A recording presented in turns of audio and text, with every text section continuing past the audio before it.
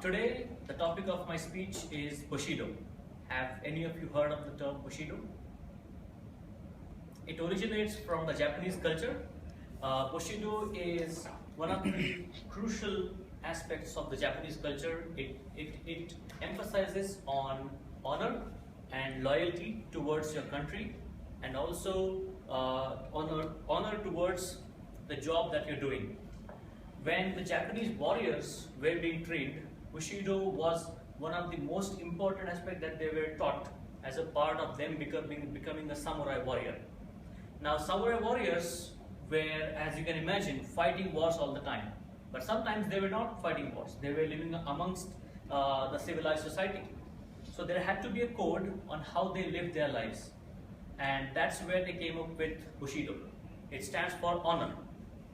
Now, when a Japanese warrior had gone into a war, this code is what they will follow to tell them how they should fight for their country, how they should fight for the cause for which they have gone out of their homes, left their families at home, and they are out there in the battlefield fighting a battle, so they have to believe in it. They have to give their 100% or even more than that. When they are not at the battlefield, they need to control the powers that they possess. They need to control the skills that they possess. So if you step into a bar and some guy is maybe not giving you the right looks, you know 100 ways to kill him. Will you really do it? So you need to live by a code. If anyone of you have seen Dexter, you know he also lived by a code. Anyone of you have seen Dexter? He had his own code. So living by a code is the theme in which Japan has really engrossed in itself. Now, even if there have been multiple centuries that have passed through, but still the code lives on. The Japanese parents are still trying to instill these values in their kids when they are growing up. So when they become a part of the society, they will live a fruitful life, they will live an honorable and a respectable life. So you know, in Japan, when you are, let's say some guy jumps in front of a train and commits suicide. Now he is getting out of the misery that he was facing, but his family has to face the consequences because he has brought shame to his family.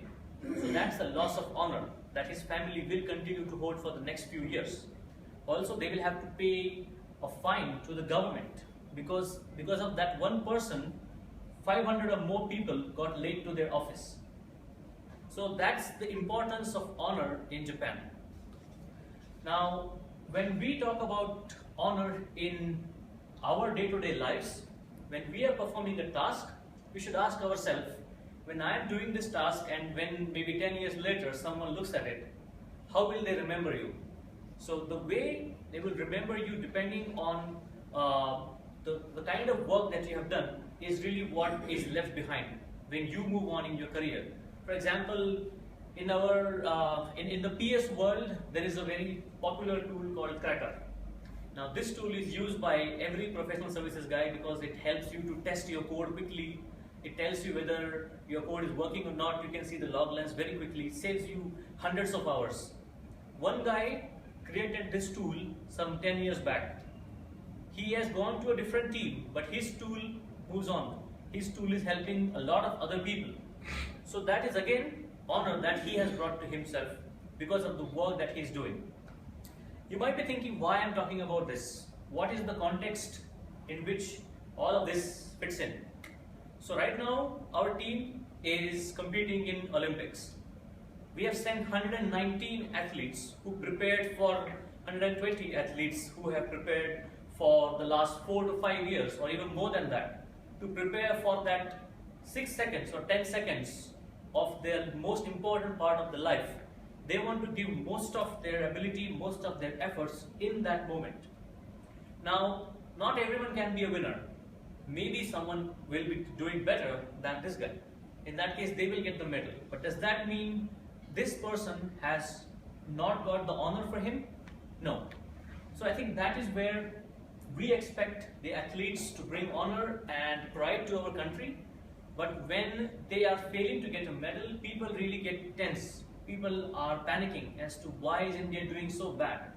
We should also take a look at what kind of facilities these guys had when they were preparing for all of these sports. we should also appreciate the kind of sacrifices they have done in their personal lives in order to get where they are at the moment. Now, when it comes to honor, we have seen our senior players demonstrating this in multiple occasions, and that's where we see someone else doing it that way, we also learn from it, and we try to do it ourselves as well. So for example, you will see an ad that is going on the TV these days, where one guy is walking on the road, he sees someone, a blind guy trying to cross the road, he helps the guy. So while he is helping the blind man, a third person sees this activity, he gets inspired, and he lives and he goes on to help someone else. So similar way, one of our legends has also been demonstrating this honor that we should also look at. So for that I have a clip that I would like to show.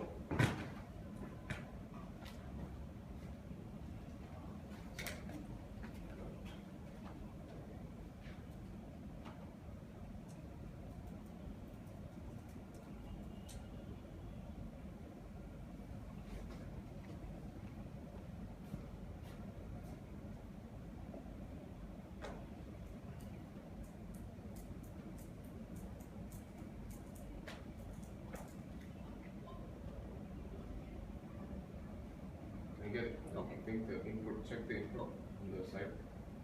I think it's there. Yeah.